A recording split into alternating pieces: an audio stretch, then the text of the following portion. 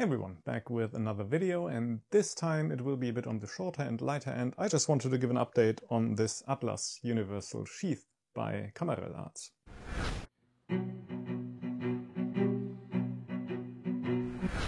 Before we get to that though, formalities out of the way real quick. First and foremost, I did pay for this with my own money, but there is still some bias going on because A, I like Stefan quite a bit, and B, he sent me this out of the blue, so, you know, I got a nice gift. I'm not gonna complain, I'll take it, but, you know, keep that in mind. There is some bias going on, basically, is what I'm trying to say. I did post a video on this before, so if you want to know my initial impression, check out the link I put on that. Other than that, as I said, this will be a bit of a lighter video. I'm not quite sure if it's even really worth putting timestamps into it. If I will do, then they will be down in the description as usual, and feel free to jump around. There will be some pictures on the end, just how this configuration now works out, basically. And with that all out of the way, as I said, it's more of an update video because I did post a video on this before, but some things did change, or I have changed some things around. First of all, Stefan mentioned that he could do colored bands now, so I just got this nice rainbow colored ones, no specific reasons, it's just very shiny. And also I got the new version of the belt. As I mentioned in my initial review, this here is the earlier version, which had the 3D printed buckle and other parts were 3D printed.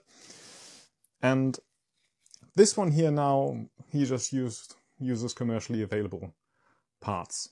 That, of course, has the advantage that should anything break, it's really easy to get replacement parts from him, which is always good.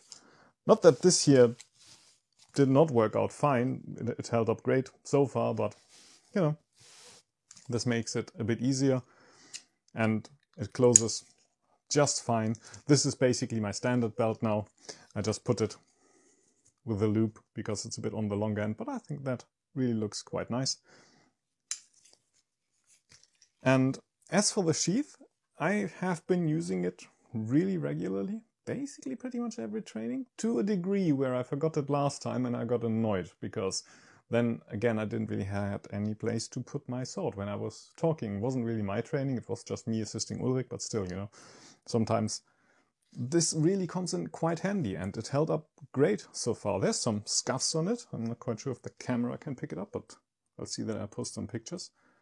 Because this is plastic, of course, and even a well-maintained sword, if you use it between bows, there will be nicks that will just scratch it. It's not really something that I would recommend for drawing practice still.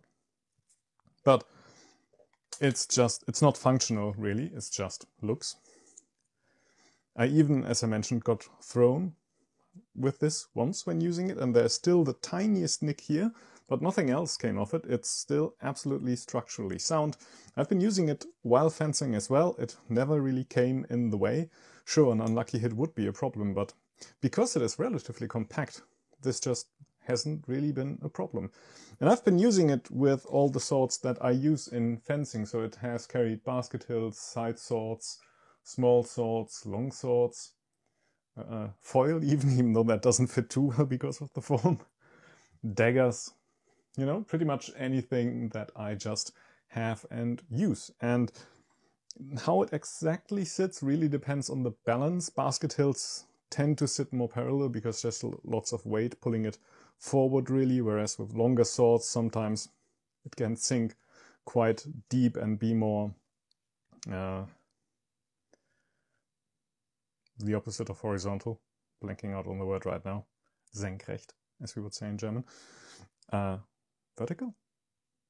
Anyway, that orientation. And so sometimes, you know, you have to adjust to it just sitting a bit different, but it is really universal.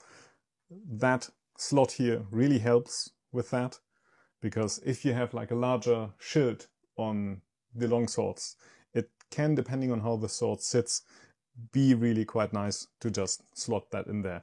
Sometimes it's better to put the shield in front, it really depends on your sword. But there's options there, and that is what I really quite like. I've just looking at them. I've just braided the belt basically through the loops here because I didn't want to shorten it. I wanted to have the flexibility. Also means that it doesn't slide out easily. Also, I think it actually looks kind of nice. So yeah, I've been using this regularly, really. Unlike other systems that I've had in the past that I tried, I liked them, but they didn't really stick in everyday use or in every training use. But this one has, really. Other things worth of note, maybe, is I also got this smaller version here, which is basically a dagger sheath. You know, that you can just also clip to your belt, to the side or to the back, however you want to wear it. And then if you do any cloak and dagger related stuff, then, well, that's the dagger taken care of. It depends a bit on the exact blade. This one here, for example, has a very flat blade and there it sits quite nicely, but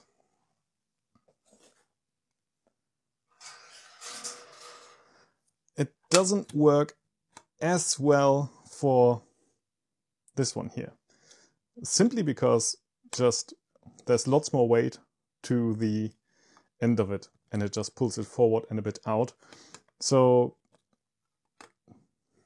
might be some work needed to put it a bit more downwards so the weight actually sits in the sits more down on it and doesn't drag it forward and out. But that's also a rather triangular blade and it's also really quite heavy in the hilt. Everything here is really quite thick. I haven't had that with other daggers. With other daggers I've just fenced having a dagger in it and it was just fine, really, no problem at all.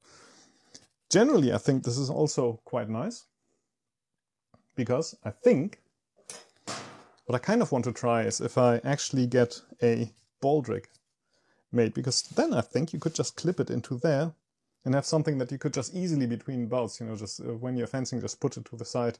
Not that it's particularly hard with a belt with a clip buckle like here, but, you know, different flavor. I do Napoleonic fencing. Baldrics were really not unusual, quite normal to have. So it's just another option, I think, that these could actually be quite nice in. But yeah, talking too long already, basically, for the message that I wanted to give, which is different colors, shiny, nice, love them, new belt, easier to replace, great, and this one, been in use regularly, and I still really like it. So absolutely thumbs up from me. If you're looking for a universal sheath, the Atlas from Camarell Arts is really good. Cheers.